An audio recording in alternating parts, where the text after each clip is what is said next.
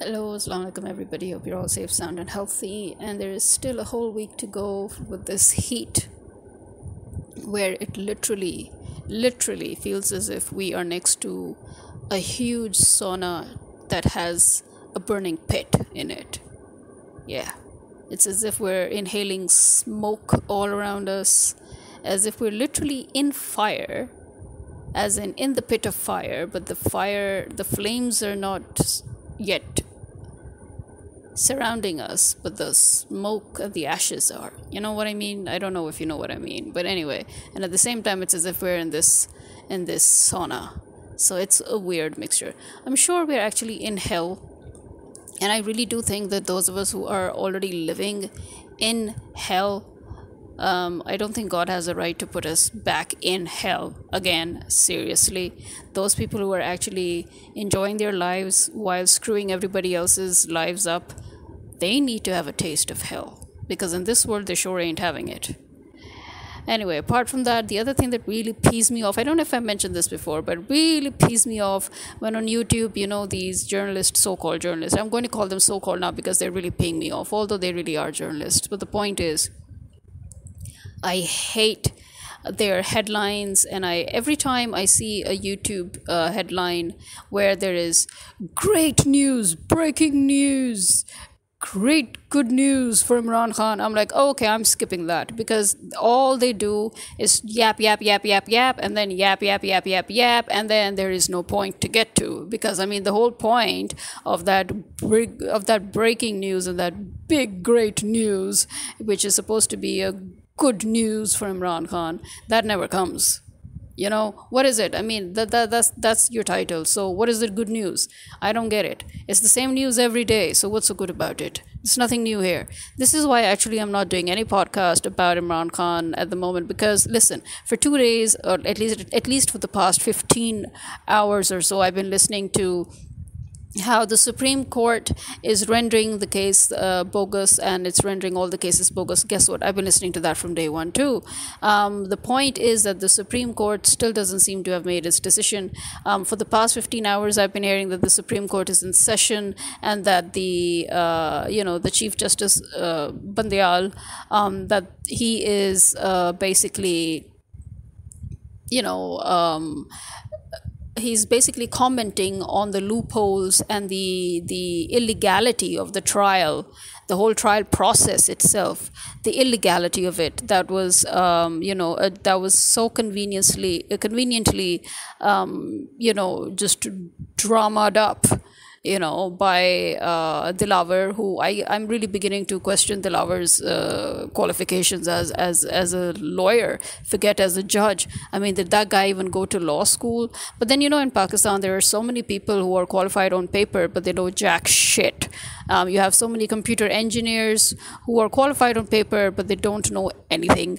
You have doctors now. All the good doctors are abroad, because the demand for doctors and nurses abroad from Pakistan is so huge, that all our doctors and nurses, basically the good ones, the qualified ones, the real ones, they leave, and then we're left with all that trash that paid money to get their qualifications, and you don't want to go near them, because they're those people who will leave instruments and equipments and scissors in the bodies of the people that they have done illegal surgeries on, and they're quacks. They're basically those who should have failed, but because they went to private medical colleges and they've paid lakhs and lakhs of rupees, and obviously those colleges now cannot, afford to have them all fail. So they will try to give them passing marks and let them come out into the market and experiment on us as if we are their dogs and cats in the laboratories.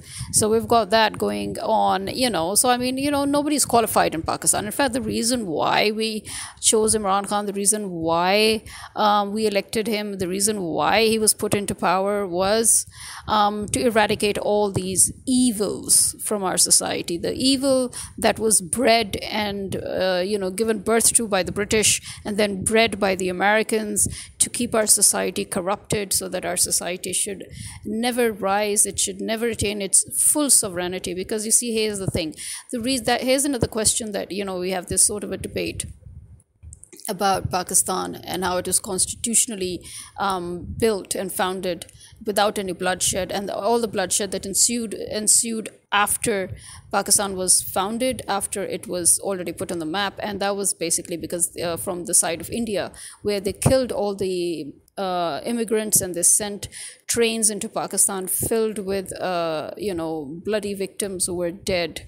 So there was that. But why we say that Qaid Azam was one of the very few leaders who created a country by defying and alternating the course of history is because you need to understand that although many argue that Qaid Azam was pushed and he was left with no choice but to have a separate country because India did not want a confederate union, as was the original plan for of Qaid Azam's, because Qaid Azam Muhammad Ali Jinnah basically wanted India to remain united but as a confederate, and that the Indians were scared of because they were like the Muslim is a huge majority, the Muslims form a huge majority in India, and if Bangladesh and Pakistan were all still part of it. And the Indians basically wanted an extreme Hindutva India, an extreme, as in today's India that you see now. That is what India wanted. They wanted an India of extreme fanatics of the, which we call Hindutva India.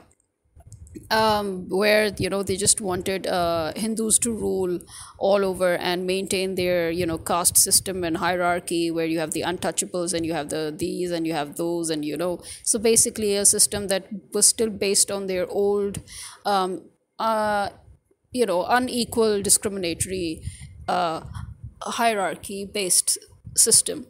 Now the thing is, I understand why the British ministers and the and lords of those times, why they said that Qaid Azam defied and alternated the course of history, is because although Qaid Azam realized that he was now going to be left with no choice but to have a separate nation, which is something that Sir Syed Ahmad Shah said a very, very long time ago when he proposed the two-nation theory, which was also, perpetrated again by Allama Iqbal, who told Qaid Azam that no matter what you do at the end, India cannot stand as one, and because we are essentially two different nations, we will end up breaking up anyway. There are going to be more than one nations, because India was never one nation, as we know. India was put together by the Muslims, by the Mughals. They were the ones who loosely connected India and made it into one country, that one country that the British then wanted to invade, so that the British could find out how one can develop a country to this extent. So, the reason, again, as I said, the reason why it is said that Qaid Azam alternated or changed the course of history was because even though Pakistan was supposed to be made, but the British and the Indians had this conspiracy going on that Pakistan would be like an autonomous body. Like how we have, many countries have, I'm sure, certain parts of their land which are autonomous, which means that they have a completely independent jurisdiction of their own. They're completely separate, but at the same time they're within the country when it comes to federal and when it comes to military and when it comes to federal distribution of power. So they're under the federal jurisdiction, you can say, but on their own, they are like, complete. It's like Kashmir, you can say, independent Kashmir, free Kashmir, that is in Pakistan. So what basically Kashmir is free. It has its own president. It has its own, government. It has everything of its own, but it relies on Pakistan Army. And it enjoys benefits of all the benefits of being a part of Pakistan. So there is no discrimination against any Kashmiri. If they would choose to study in Pakistan, they get an added privilege or an added you can say, for example, they can avail certain scholarships, for example, or they have specific seats or a quota. We call them a quota. So they have a quota in in the universities and colleges and schools here. So where it is made sure that somebody from, for example, Azad Kashmir, would have a seat. So it's like that.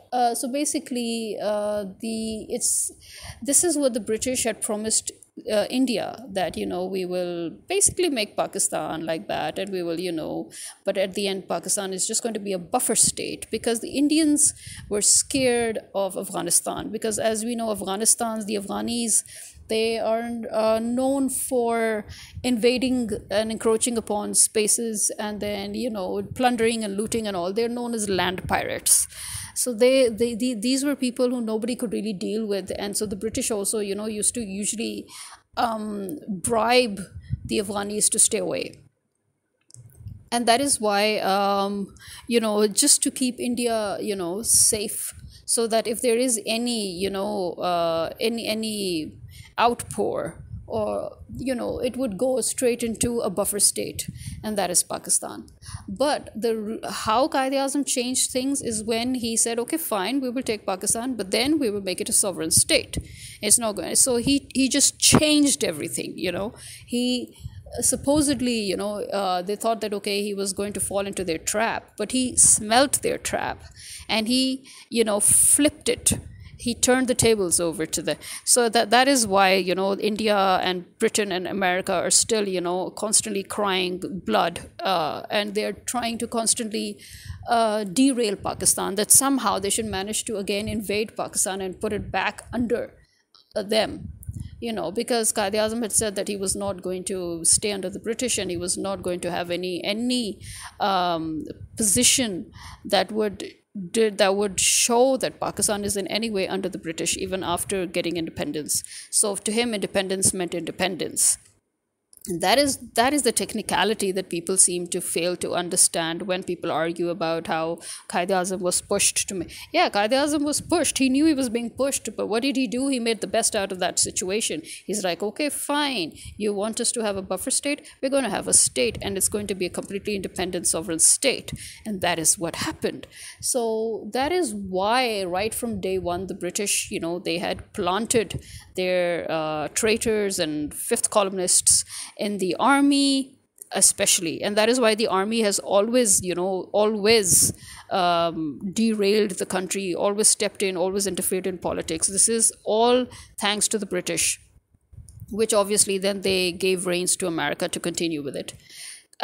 Because of that, now that I've sort of given you this whole history in summary, so you can understand why Imran Khan, it was very important for the public that Imran Khan should come, and he should basically break down the existing system and, create from scratch a new system that would suit us as a completely sovereign, independent, neutral state, which is what Qaid-e-Azam basically had wanted, and which is what Liaquat Ali Khan died for, because he refused to fight America's wars, and that is why he was killed. And that is exactly what happened again here, where Imran Khan refused to be a part of the Russian and Ukraine war because we could not afford it. We still cannot afford it.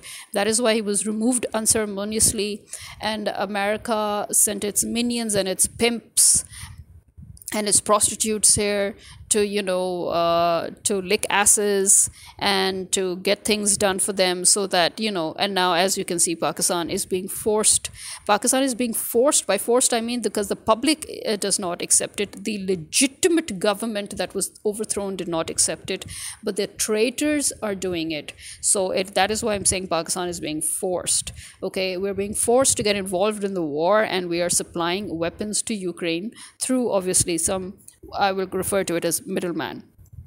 Okay, so this is how Pakistan is now being forced to again comply with the US to Pakistan's own detriment.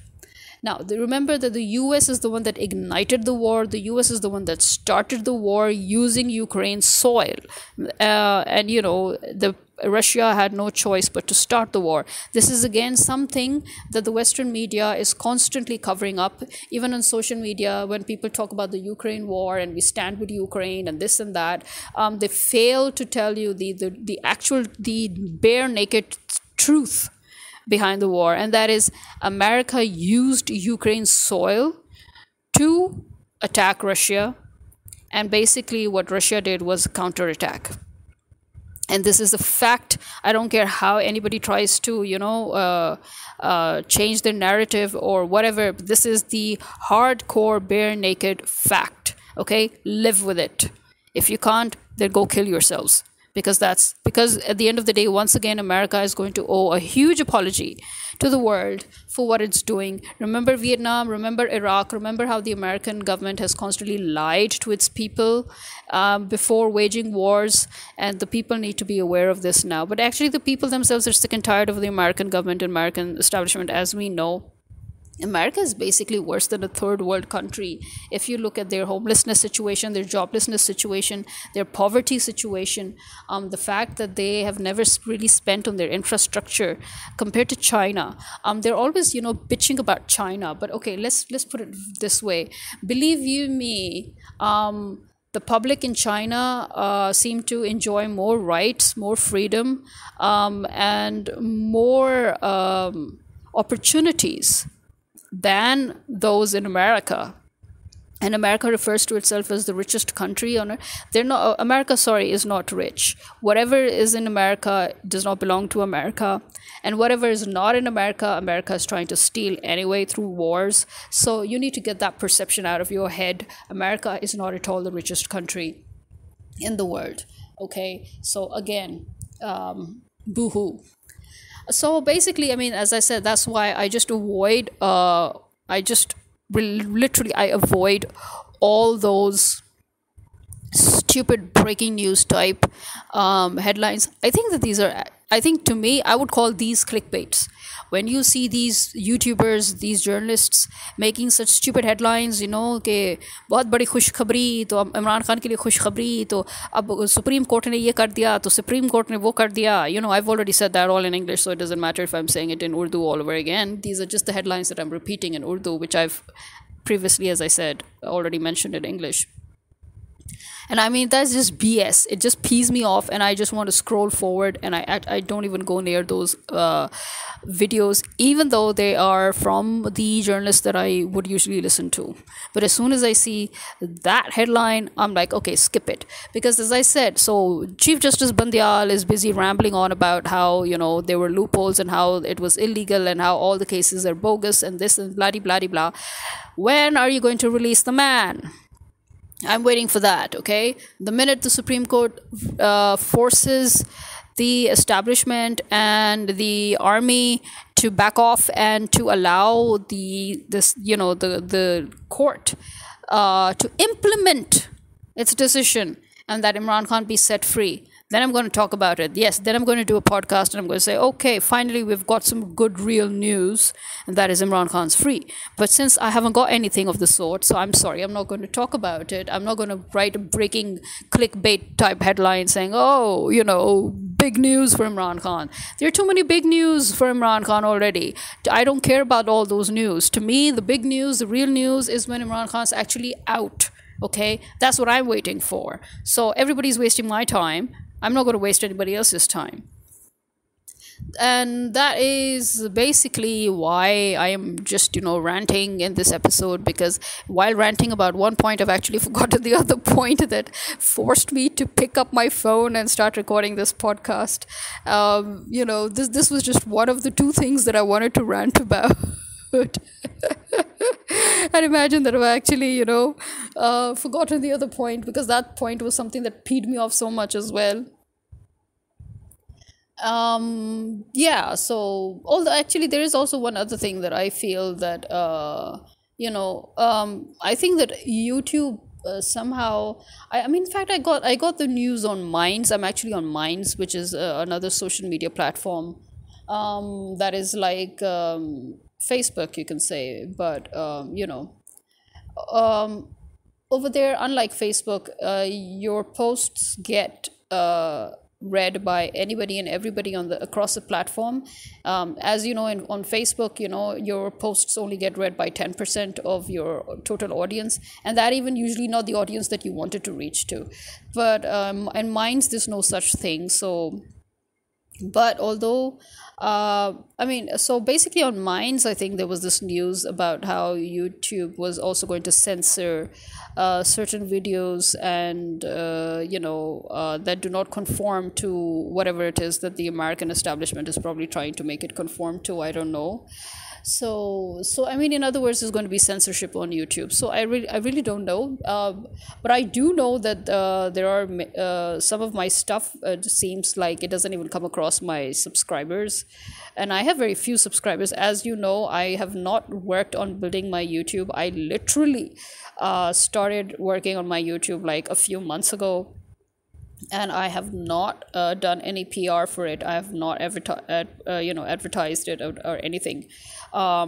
And most of the content on my YouTube is basically the podcast that I'm recording here, and after I put it on Red Circle and across all podcast platforms, then I generate a video of it and I post it on YouTube.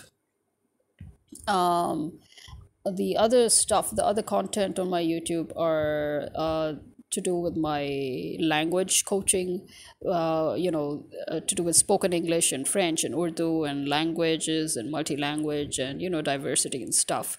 So and the rest is just random life stuff, like vlogs, tiny vlogs and short vlogs and travelogues and stuff like that.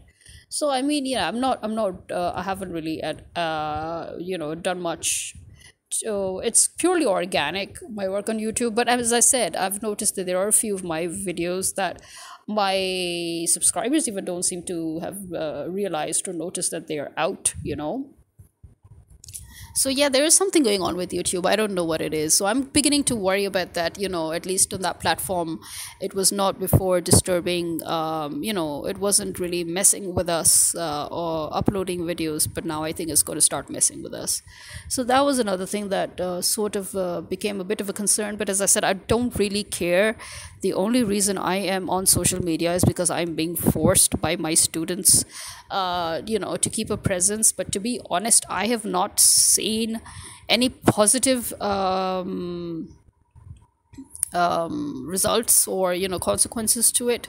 I'm still struggling when I'm struggling. You know.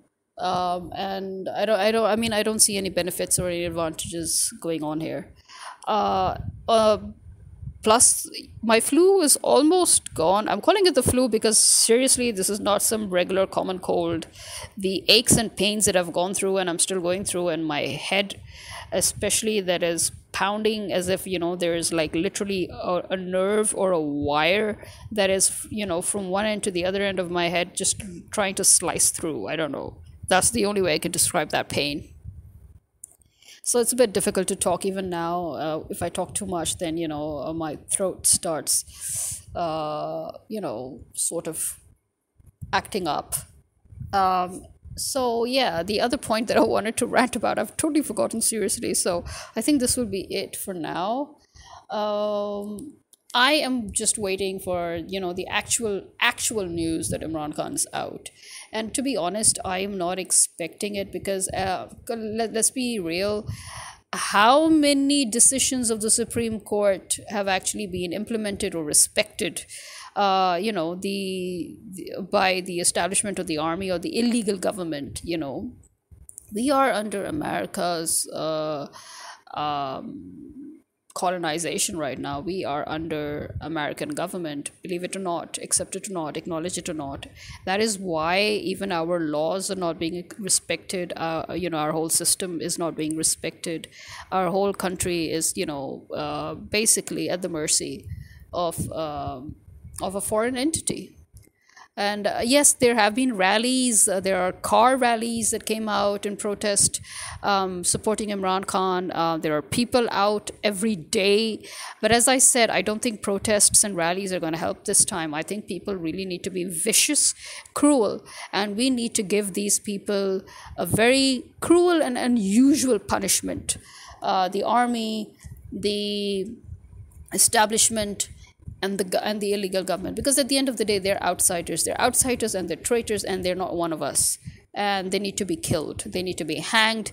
They need to be given capital punishment. And it should be a very cruel and unusual and very sadistic punishment, so that it should be a lesson for generations to come. And this is me signing out. Khuda Hafiz.